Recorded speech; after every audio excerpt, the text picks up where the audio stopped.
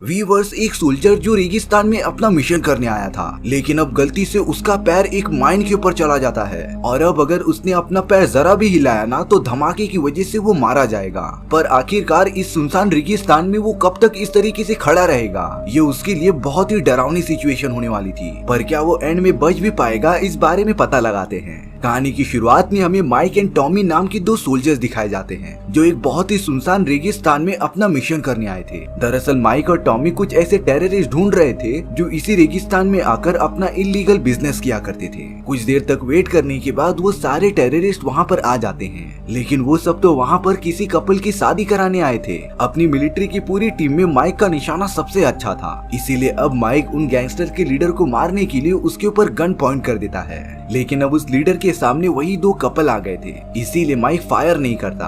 और अब उस गैंगस्टर के लीडर के एक आदमी ने माइक के गन की रिफ्लेक्शन देख ली थी और अब उन सभी को इस बारे में पता चल जाता है कि कोई दूर से उन पर नजर रख रहा है। इसीलिए अब उस गैंगस्टर के सभी लोगों ने माइक और टॉमी पर फायरिंग करना स्टार्ट भी कर दिया था, जिससे कि वो दोनों लगातार बचते रहते हैं। और इसी मौके का फायदा उठाकर वो सारे गैंगस्टर्स अपनी कार में बैठकर वहाँ से जाने लगे थे। माइक और टॉमी एक सेफ जगह पर आकर छुप जाते हैं, लेकिन अब उन्हें इस बात का पता था कि उन गैंगस्टर्स ने उन दोनों को देख लिया है और अब वो दोनों यहाँ से बचकर कभी जा ही नहीं सकते। वो सभी गैंगस्टर जैसे ही उन दोनों की तरफ बढ़ते हैं, तभी रेगिस्तान में एक रेतीला तूफान आ गया था, जिससे बचने के लिए वो सभी गैंगस्टर्स वहाँ से जाने का डिसाइड करते हैं। माइक और टॉमी को इन सारे तूफान से बचने की टेक्निक्स अच्छे से पता थी, इसीलिए वो दोनों रेतीले तूफान में सरवाइव कर लेते हैं। और अब कुछ देर बाद जब सब कुछ बैक टू नॉर्मल होता है, तब वो दोनों यहाँ से कहीं सेफ जगह पर जाने का डिसाइड करते हैं। टॉमी ने अपने यूएस मिलिट्री के हेडक्वार्टर में कॉल लगाया था, जिसमें कि वो उन दोनों की सिचुएशन के बारे में बताता है। हेडक्वार्टर से माइक और टॉमी का सीनियर बता रहा था कि उनकी टीम तभी मदद कर सकती है जब वो दोनों पास ही वाले गांव तक पहुंच जाएं। लेकिन वो गांव तो लगभग 20 से 30 किलोमीटर की दूरी पर था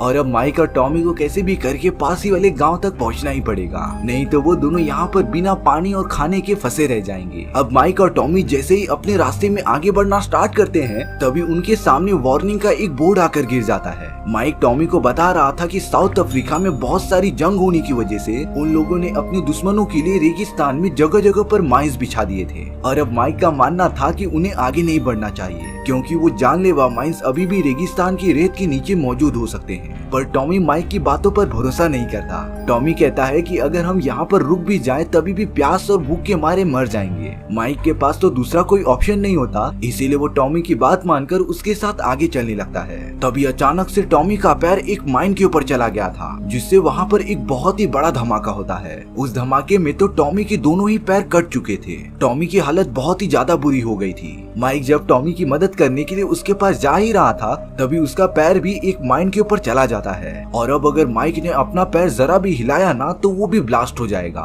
माइक को कुछ भी समझ नहीं आता कि वो क्या करे। टॉमी को बहुत ही ज्यादा दर्द हो रहा था, इसीलिए वो सबसे पहले अपनी बॉडी में पेन किलर लगाता है। माइक टॉमी से कह रहा था कि वो रेडियो पर बात करके मदद मांगे, लेकिन टॉमी में इतनी हिम्मत भी नहीं होती कि वो उनसे बात कर सके। अब माइक टॉमी को कैसे भी करके बचाना चाहता था, इसीलिए वो टॉमी के पास आने की जिद करने लगता है, लेकिन टॉमी माइक को वहीं पर रुकने के लिए कह रहा था। टॉमी को पता था कि जब तक वो जिंदा है, माइक उसे बचाने की हर कोशिश करेगा, इसीलिए माइक को जिंदा रखने के लिए टॉमी खुद को ही गोली मार देता है। यहाँ माइक के सामने ही उसके दोस्त की मौत हो चुकी थी और अब वो इस पूरी रेगिस्तान में एकदम अकेला था। माइक पहले तो एकदम शांति से सोचता है और अब वो कैसे भी करके टॉमी के पास रखा हुआ रेडियो अपनी तरफ लेके आता है। वहाँ पर वो रेडियो को ऑन करके मदद मांगने की कोशिश कर रहा था, पर उस रेडियो की बैटरी एकदम से डेड हो गई थी और अब रेडियो की नई बैटरी तो टॉमी के जेब में होती है। पर माइक तो अपनी जगह से हिल भी नहीं सकता था, यानी कि माइक पूरी तरीके से फंस चुका होता है। लेकिन अब माइक ने सोलर एनर्जी का यूज करके रेडियो को चार्ज कर लिया था, जिससे कि वो अपने हेडक्वार्टर में बात करने लगा था। अपनी सारी कंडीशन बताने के बाद माइक का सीनियर उससे कहता है कि हम मदद के लिए बहुत सारे सोल्जर्स भेज रहे हैं, लेकिन उन्हें वहाँ तक पहुँचने के लिए लगभग 50 घंटे लगेंगे,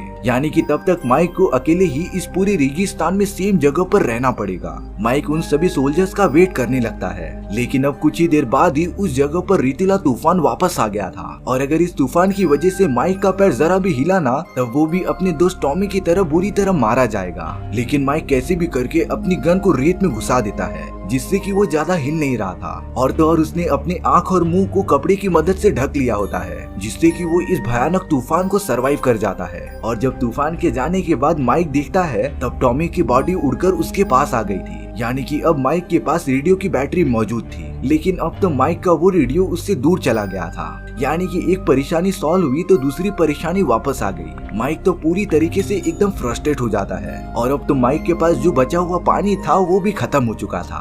अब तो माइक उस जगह पर जोर जोर से चिल्लाने और फायरिंग करने लगता है, जिससे कि रेगिस्तान में मौजूद कोई भी दूसरा आदमी आकर उसकी मदद करे। और उसका ये प्लान कामयाब भी हो गया था। पास ही वाले गांव में रहने वाला एक आदमी माइक के पास आ जाता है। माइक उस आदमी को बता रहा था कि उसका पैर एक माइन के ऊपर रखा हुआ है और अगर वो जरा भी हिला ना तो ये ब्लास्ट हो जाएगा। लेकिन जब वो आदमी माइक के पास आ रहा था तब वो सीधा नहीं बल्कि तिरछी तरीके से आता है, मानो कि उस आदमी को पता था कि माइंस कहाँ पर रखे गए हैं। वो आदमी माइक को कह रहा था कि उसे अपना दूसरा कदम बढ़ा लेना चाहिए, पर माइक इस बारे में बहुत ही ज्यादा डर रहा था। वो आदमी माइक से उसकी वाटर बॉटल लेता है और वहाँ से माइक को बिना कुछ कहे चला जाता है।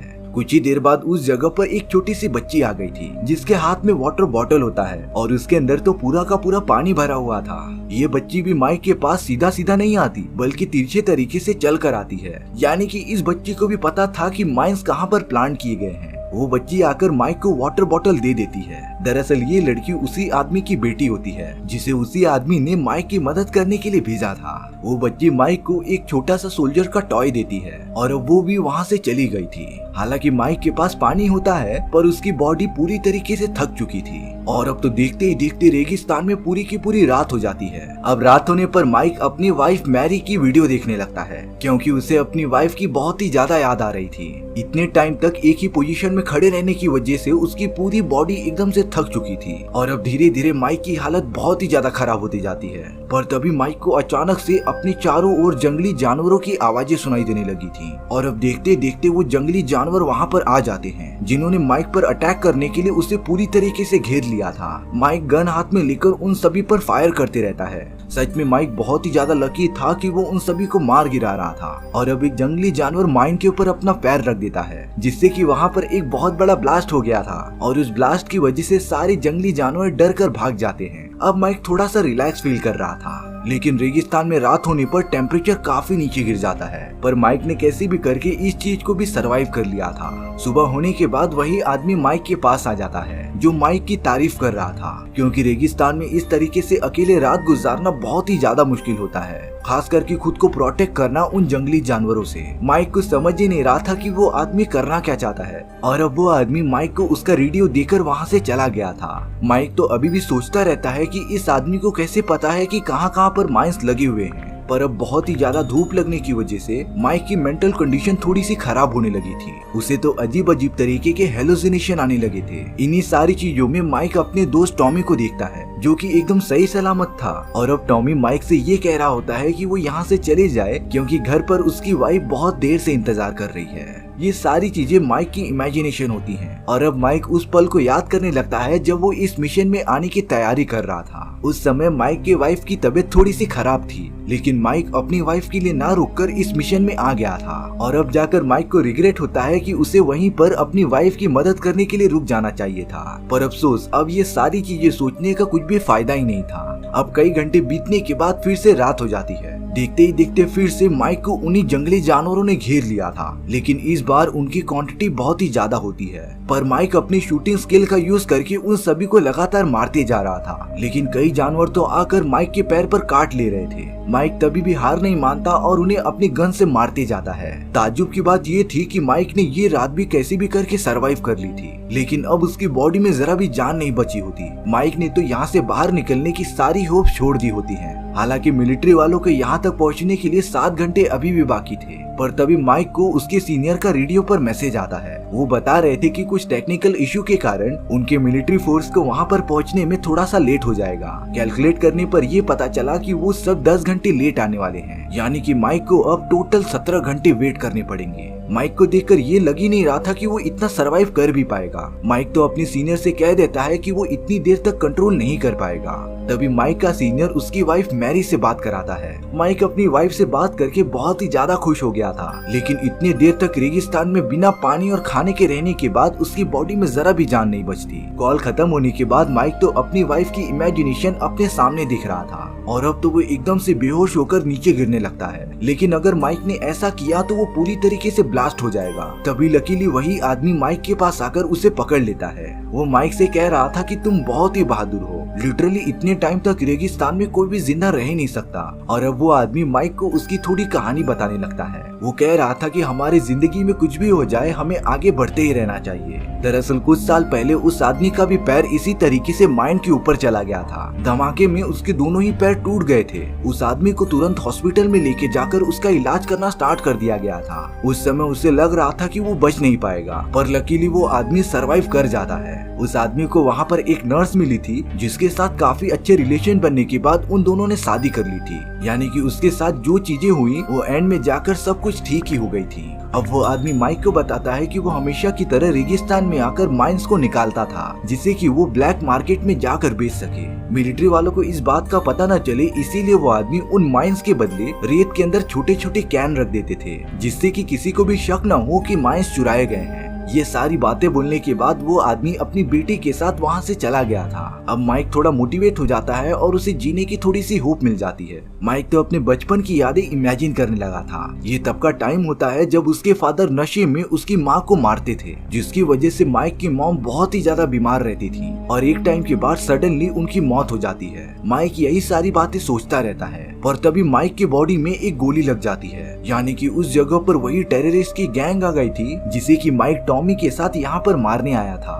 लेकिन माइक इतनी जल्दी हार नहीं मानता। वो अपना स्नाइपर लेकर उन सभी पर निशाना लगाते रहता है। माइक ने तो इतने घायल हालत में भी बहुत सारे टेररिस्ट को मार दिया था और अब उसके सामने सिर्फ एक ही टेररिस्ट होता है। लेकिन जब माइक उसे मारने गया तब उसके स्नाइपर की बुलेट से खत्म हो गई थी। माइक को लगा था कि अब वो नहीं बच पाएगा, पर तभी माइक के सामने उसके मरे हुए फादर आ जाते हैं। दरअसल हेलोजिनेशन के कारण माइक ये सारी चीजें अपने दिमाग में सोच रहा था और अब वो अपने फादर के गले लग जाता है। माइक अब पूरी तरीके से समझ गया था कि उसकी जो भी फैमिली बची हुई है उसे उन्हीं के साथ मिलकर हमेशा चलना पड़ेगा। अब वो समय वापस लौट कर नहीं आने वाला। यहाँ पर 17 घंटे पूरे खत्म हो जाते हैं और अब सारे मिलिट्री वाले रेगिस्तान में पहुंच गए थे। पर इतने बड़े रेगिस्तान में माइक को ढूंढना बहुत ही ज्यादा मुश्किल होने वाला था। माइक को अगर कैसे भी करके बचना है तो उसे फ्लेयर गन उठाकर उसे फायर करना होगा, पर वो फ्लेयर गन काफी दूर थी। तभी माइक को उस बूढ़े आदमी की बात याद आती है। वो बता रहा था कि उसे जिंदगी में आगे बढ़ते ही रहना चाहिए, अगर उसके कदम रुक गए तो समझो जिंदगी भी खत्म हो गई।